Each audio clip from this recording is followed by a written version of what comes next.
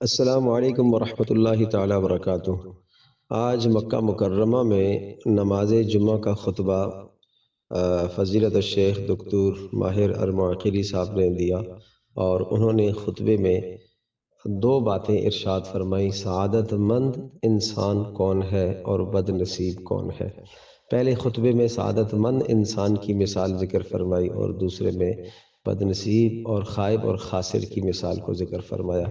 پہلے خطبے میں سعادت مند انسان ارشاد فرمایا کہ وہ ہے کہ جب انسان اس دنیا میں مر جائے اور چلا جائے تو مرنے کے بعد ایسے چند اعمال چھوڑ کر جائے کہ ان اعمال کا ثواب اس تک پہنچتا رہے۔ یہ انسان بڑا ہی سعادت مند ہے۔ مرنا تو ہر انسان نہیں ہے، مگر یہ انسان کی سعادت مندی ہے کہ مرنے کے بعد ایسے اعمال کا صلہ اس تک پہنچتا رہے جو اس نے دنیا کے اندر کیے۔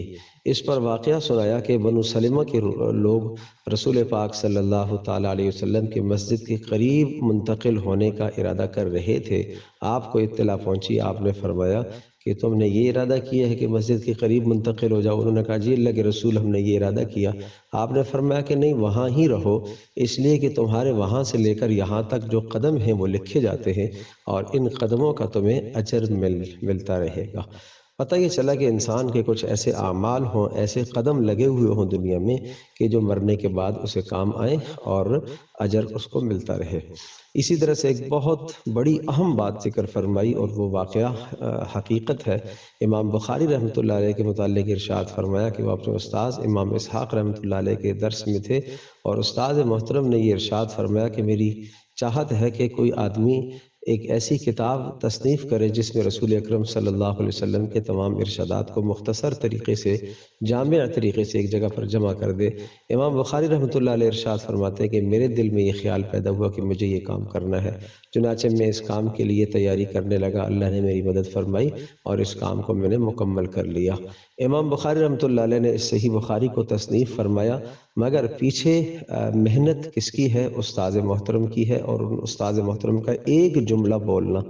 اس پر حضرت یہاں خطیب صاحب نے خطبے میں ارشاد فرمایا کہ کسی کے ایک کلمے سے، ایک لفظ سے کوئی ایسا کام وجود میں لے آتا ہے کہ اس سے لوگوں کو فائدہ ہوتا ہے۔ جتنے لوگوں کو فائدہ ہوگا اس کا ثواب اس پہلے والے آدمی کو ملے گا جو اس کام کا محرک ہے، جس نے اس کام پر تیار کیا۔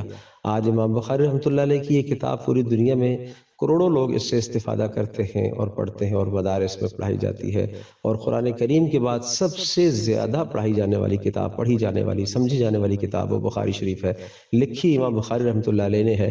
امام بخاری کو ایک ایک حرف پر نیکی مل رہی ہوگی، مگر یہ ایک ایک نیکی جیسے امام بخاری رحمۃ اللہ علیہ کو مل رہی ہے، اسی طرح سے ان کے استاذ امام اسحاق رحمۃ اللہ علیہ کو بھی ایک ایک نیکی مل رہی۔ کیوں؟ اس لیے کہ انہوں نے یہ ارشاد فرمایا کہ میری چاہت ہے کہ کوئی ایسی کتاب تصنیف کرے، اور ان کے کہنے پر اور ان کی رہنمائی اور ارشاد پر اور نیک دلالت پر امام بخاری رحمۃ اللہ علیہ نے کتاب لکھی۔ تو آج امام بخاری کا نام دنیا میں تو لوگ جانتے ہیں، لیکن ان کے استاذ کا لوگ نام کم ہی جانتے ہیں، الا علماء محدثین جانتے ہیں، مگر اللہ کے یہاں تو ان کا نام بھی محفوظ ہو گیا جنہوں نے امام بخاری رحمۃ اللہ علیہ کو اس عمل پر آمادہ کیا اور تیار کیا۔ تو اس لیے انسان کو چاہیے کہ آدمی کوئی ایسے اعمال کر جائے کہ مرنے کے بعد وہ کام آتے رہیں۔ پھر ارشاد فرمایا کہ مدارس کے اندر، مساجد کے اندر علماء کرام، اہل علم جتنے بھی یہ خیر کے کام کر رہے ہیں، یہ سب کے سب ان کے لیے صدقہ جاریہ ہیں جو مرنے کے بعد انہیں کام آئیں گے۔ اور یہاں تک ارشاد فرمایا کہ ایک طبیب اور ایک ڈاکٹر جو اپنی جگہ پر بیٹھا ہوا ہے، اگر وہ لوگوں کو صحیح رہنمائی دے رہا ہے اور اس سے لوگ مستفید ہو رہے ہیں اور لوگ صحتیاب ہو رہے ہیں، تو یہ بھی اس کا ایک صدقہ جاریہ ہے۔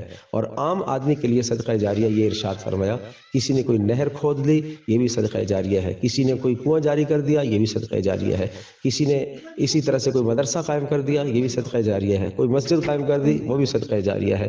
تو عوام کے لیے یہ سارے کے سارے کام جو ہے وہ صدقہ جاریہ ہیں۔ تو ہمیں چاہیے کہ ہم کسی نہ کسی درجے میں کوئی صدقہ جاریہ ایسا کر جائیں کہ مرنے کے بعد وہ کام آتا رہے۔ اسی طرح سے فرمایا کہ اگر کسی نے کوئی مصحف قرآن کریم لکھ کر چھوڑ دیا تو یہ بھی صدقہ جاریہ ہے۔ نیک بیٹا اگر پیچھے چھوڑ دیا تو یہ بھی انسان کے لیے صدقہ جاریہ ہے۔ یہ وہ اعمال ہیں جو مرنے کے بعد انسان کو کام آتے رہیں گے۔ ہمیں چاہیے کہ ہم کچھ ایسے اعمال کر جائیں جو مرنے کے بعد ہمیں کام آتے رہیں اور ہمارے تک وہ اعمال پہنچتے رہیں۔ دوسرے خطبے میں حضرت نے ارشاد فرمایا کہ خسران اور بد نصیبی ہے اس شخص کے لیے کہ جو اس دنیا سے جائے اور پیچھے ایسے اعمال کر کے جائے کہ جو گناہ کے اعمال ہیں، اور ان گناہوں کے اعمال کی وجہ سے اس کو سزا ملتی رہے۔ وَلَا يَحْمِلُنَّ أَثْقَالَهُمْ وَأَثْقَالًا مَّعَ أَثْقَالِهِمْ وَلَا يُسْأَلُنَّ يَوْمَ الْقِيَامَةِ عَمَّا كَانُوا يَفْتَرُونَ، کہ ان کے اوپر گناہوں کے بوجھ لادے جائیں گے اور اپنے گناہوں کے بوجھوں کے ساتھ اوروں کے گناہوں کے بوجھ بھی لادے جائیں گے۔ اس پر ارشاد فرمایا کہ آدم علیہ السلام کے بیٹے نے جو ایک اپنا بھائی قتل کیا ہے، سب سے پہلا دنیا میں قتل وجود میں آیا، قیامت تک جتنے بھی قتل ہوتے رہیں گے اس کا گناہ اسے ملے گا۔ اور اسی طرح سے فرمایا کہ مکہ مکرمہ میں جس شخص نے شرک کو وجود دیا ہے، حالانکہ ابراہیم علیہ السلام نے یہاں توحید کا اعلان فرمایا، توحید کا پرچار کیا، جس شخص نے شرک کو وجود دیا، پیارے رسول صلی اللہ علیہ وسلم نے فرمایا کہ مجھے جہنم میں وہ آدمی دکھایا گیا کہ اس کی آنتڑیاں باہر نکلی ہوئی ہیں اور وہ آنتڑیوں کو کھینچ کھینچ کے چل رہا ہے۔ یہ اس کو سزا دی جا رہی ہے کہ جتنے لوگ شرک اور بت پرستی پر لگے ہیں ان سب کا گناہ اسے ہو رہا ہے۔ اسی طرح سے فرمایا کہ وہ تحریکیں جو دنیا میں لوگوں کو گمراہ کرتی ہیں، وہ افراد جو لوگوں کو گمراہ کرتے ہیں اور گمراہ کر کے دنیا سے چلے جاتے ہیں، جتنے لوگ گمراہیوں پر چلتے ہیں ان کے پیچھے ان تمام کا گناہ ان گمراہ کرنے والوں کو ملے گا۔ تو اس لیے انسان کو سمجھنا چاہیے کہ وہ زندگی میں ایسے اعمال نہ کرے کہ جن اعمال کے کرنے سے دوسروں کو موقع ملے گناہ کرنے کا۔ اور پھر ارشاد فرمایا کہ اس زمانے کے اندر تو آج تو دو میڈیا کا ایسا آ گیا ہے کہ ایک اچھا کلمہ اگر کوئی آدمی بولتا ہے تو وہ پوری دنیا میں پھیل جاتا ہے، اور اگر ایک برا کلمہ آدمی بولتا ہے تو وہ بھی پوری دنیا میں پھیل جاتا ہے۔ انسان تو مر جاتا ہے مگر وہ اچھے اور برے بول کہے ہوئے وہ باقی رہ جاتے ہیں۔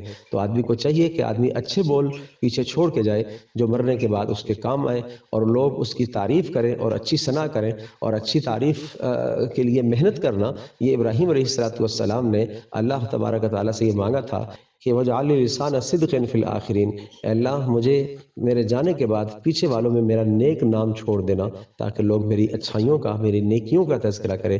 یہ تمنا وہ ہے جو ابراہیم علیہ السلام نے کی ہے۔ تو ہمیں بھی اس سلسلے میں کوشش کرنی چاہیے کہ کوئی ایسے اعمال کریں کہ جو ہمارے جانے کے بعد نیک اعمال ہوں۔ اور علامہ ابن قیم رحمۃ اللہ علیہ نے ارشاد فرمایا، خوش نصیب ہے وہ آدمی جو مر جائے اور اپنے ساتھ گناہوں کو بھی لے جائے، اور بد نصیب ہے وہ آدمی جو مر جائے اور اس کے گناہ باقی رہ جائے اور اس کے گناہوں سے لوگوں کو نقصان پہنچتا ہو۔ تو اللہ پاک میری بھی، آپ کی، ہم سب کی حفاظت فرمائے، اپنی زندگی میں نیک اعمال ایسے کرے جو صدقہ جاریہ کے طور پر کام آئے، اور ان اعمال سے خاص طور پر اپنے آپ کو بچائیں جو مرنے کے بعد دوسروں کو گمراہی اور برائی کی طرف لے کے جائیں۔ اللہ پاک عمل کی توفیق عطا کرے۔